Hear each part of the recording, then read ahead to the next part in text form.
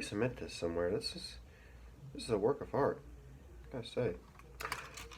Hey everybody. Never mind that. I want to talk about my favorite movies again. I just feel like it.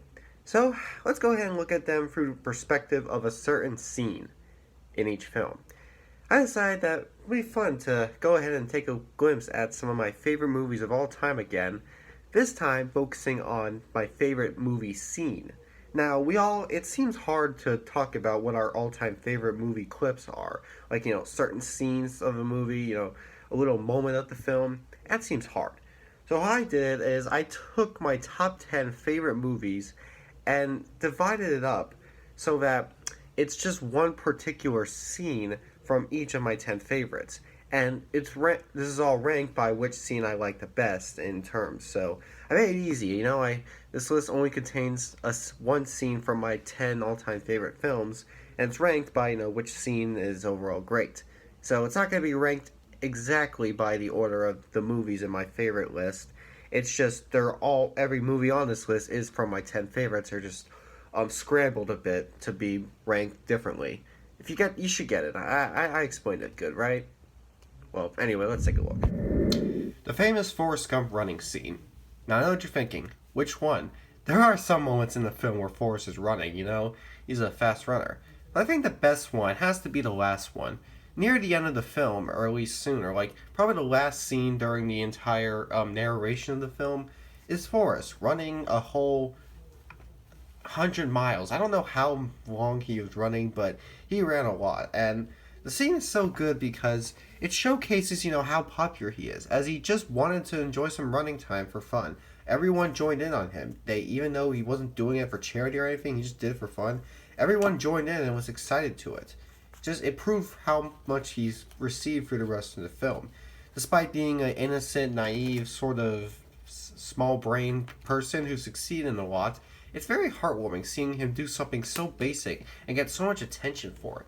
It pretty much describes how the movie works, showing that even the smallest of brains can always achieve in the best. Or something like that. I'm assuming that's what the moral is. That's at least the moral I got out of it. Whatever moral there is, this scene is beautiful because, it's with someone who's just doing something basic, seems to be so perfect in every way. The opening to The Dark Knight. The Dark Knight movie is an incredible piece of cinema. The action drama could not be more thankful for this film, and its opening definitely shows it off. The movie opens with a bunch of clouds robbing. It might sound simple, but it showcases just what we're going to be in for this film. What we're about to get is probably the greatest of all superhero films, where we're going to focus less on being all cheesy and whatever, and actually spend time looking at some depth and actual insane stuff to it. It'll be more violent, be more intense, more mature. Something that we never thought we would see from a superhero film like something like Batman. We always pictured Batman as someone who was dark, but still not dark enough to make us shiver. But this opening shows that we definitely will shiver in this movie. Something that no one expected to see from Batman, yet we're going to see it, and honestly could not be happier. Finally get some of the actual seriousness that we would like from Batman, finally. Because stuff like, Batman and Robin tried to keep Batman in his cheesiness that he had around the 1950s or 60s. But no, time to get more serious, and this movie shows off that pretty well. Toy Story 3 has been cited as many as the perfect conclusion to the franchise. And unfortunately, while we did get Toy Story 4, which some argue really ruined everything, in my opinion, it didn't ruin everything. It just, kind of gave us a different type of ending. I still think this ending still is heartwarming as ever. The ending is, how can I describe it?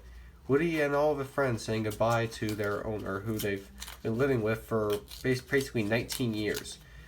Showcasing that a trilogy can be with its endings, and this ending shows that we've been with this for so long, and all childhoods have to end.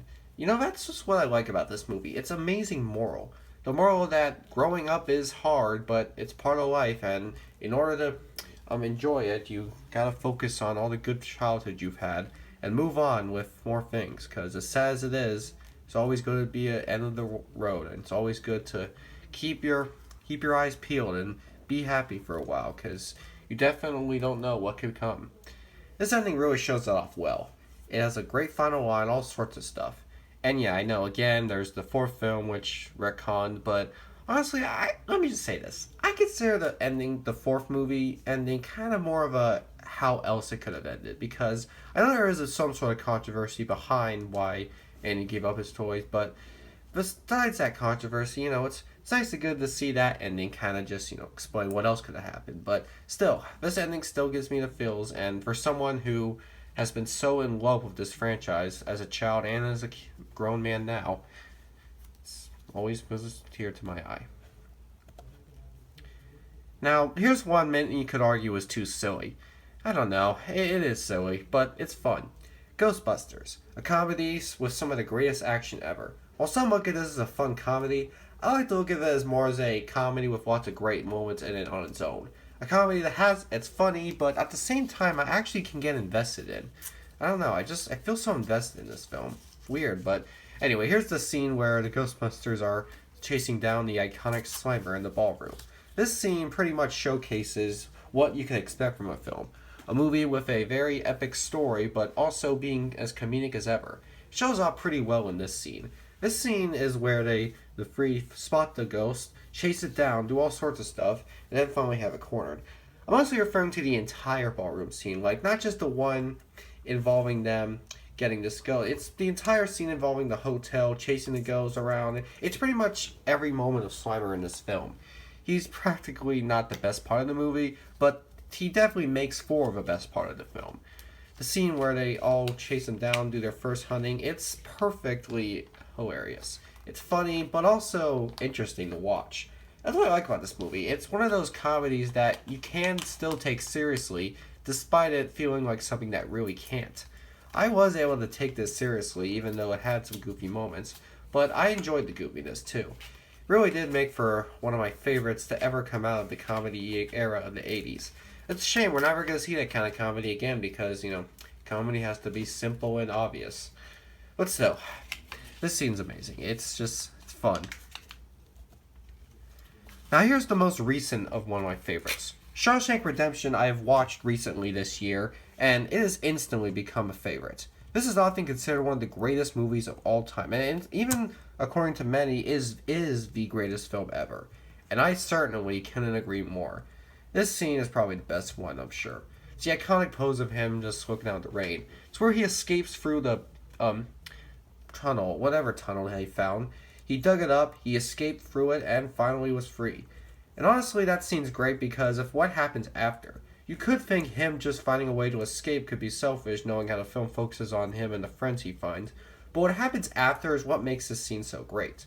Once he's free, the people who work at that prison are arrested for their abusive behavior, and everyone is accepted out, including his all-time friend, Morgan Freeman.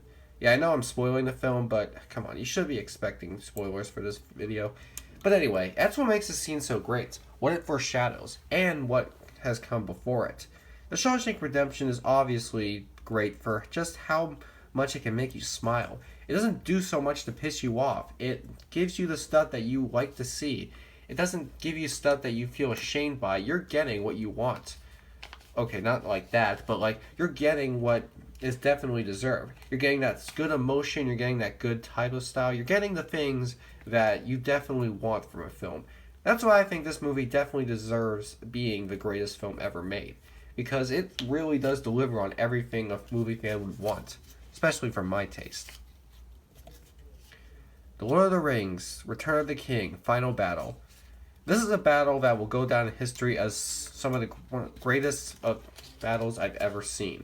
The battle consisting of the conclusion to this big trilogy, where all the fellows of Middle Earth against the attacks of Sauron, or whatever they call it. I need to rewatch the films. They're long, so it's kind of hard to. But still, I remember pretty well how amazing this scene was. The scene shows off some great action moments and shows off that what we're seeing will result in either defeat or victory. We never know what could happen, what good could come out of it, what bad could come out of it. That's what I like about these kind of scenes. These final battles, they show us some epic stuff and give us time to see what we could expect to happen and what we could expect to be scared of. It gives us that kind of fear and desire that we like to have. the kind of style that makes you wonder, will they win? Will they lose? Who will die? Who will live? What could happen? What aftermath will there be? That's what makes these kind of scenes so fun. You never know what the final results will be. So that keeps you invested in watching it. Secretly, sometimes when I'm watching a movie now, I mostly stand on my computer because I like to wait until an important scene comes up. I don't know, it's kind of a lazy thing to do, but still, with scenes like this, I'm definitely glued, and I will definitely not keep my eyes away because a battle like this deserves to be remembered for all eternity. Jurassic Park's iconic introduction of CG dinosaurs. The CGI in this movie was, and still is, immersively amazing. For 1993, when CGI was getting started, movies like this really did shape it up. Now, even though this wasn't the first usage of CGI in film, it's definitely one of the best. This scene involving our first introduction to dinosaurs on land shows off so much for us. It shows that it's true that there are dinosaurs that are somehow brought to our world. It shows just how immersively incredible the CGI can be at times if it's done right. And it just shows just how beautiful dinosaur life can be. It's like a dinosaur movie that crosses with our future reality along with the prehistoric past and puts it into one epic film. It's kind of what makes this movie so great. It gives us a fun, immersive story without coming off too stupid. Like something like dinosaurs in our real world sounds ridiculous, but Steven Spielberg was able to make it work so that we wouldn't be questioning so much. Or at least I wouldn't question so much. I wonder how many scientists were questioning this movie, but I'm not a scientist, so what do I have to say? All I can say is this movie did not disappoint in any way, and the first introduction of these dinosaurs really did put a smile on my face. And sometimes it can be hard for people like me to smile because, I definitely think of the weirdest times to smile. Back to the Future. Back to the Future is definitely something that everybody needs to watch, and especially for this scene. The introduction of the classic DeLorean. The DeLorean first shows up, we wonder what could happen. Well, it's a time machine. We're introduced to how the time machine works, what it does, and this scene basically just explains how the time machine works. It doesn't do that whole, a time machine, there you go, now let's continue the film. No, it actually takes time to explain how it works and how things are. We don't have to figure it out all ourselves. We don't have to question so much. No, they'll give us the stuff that we need to know. Well, if something that we have to know, something that's really giving our confusion, they'll make sure we are aware of it, because if we question it so much, we'll be asking ourselves, why couldn't they do this? But no, we're told about how genius this time machine is.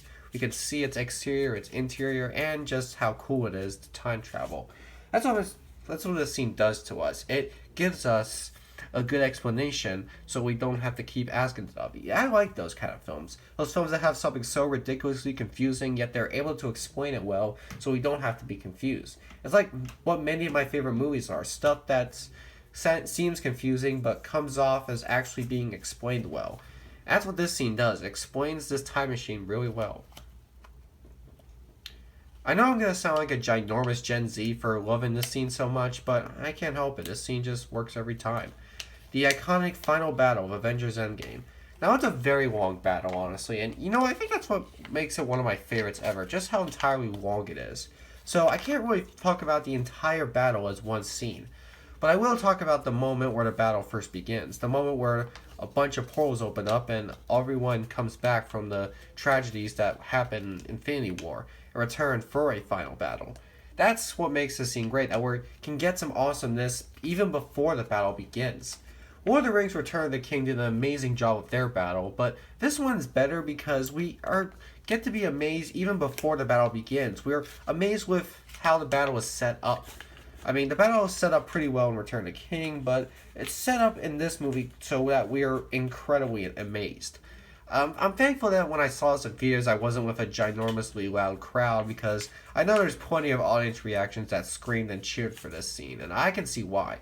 So thankfully, the theater I was in didn't do that, so I can actually watch it and not hear so much of that. But still, I can definitely understand if I did hear it, because I can tell why. This setup is pretty amazing, and it sets up to an amazing final battle that some could argue is just a CG fest, but sometimes a CG fest is fine, because in my personal opinion, A CG Fest is okay as long as the CGI looks amazing, looks good, doesn't look too distracting, and there's a good reason for it. And I think for this battle, there's definitely a good reason for the CGI there is.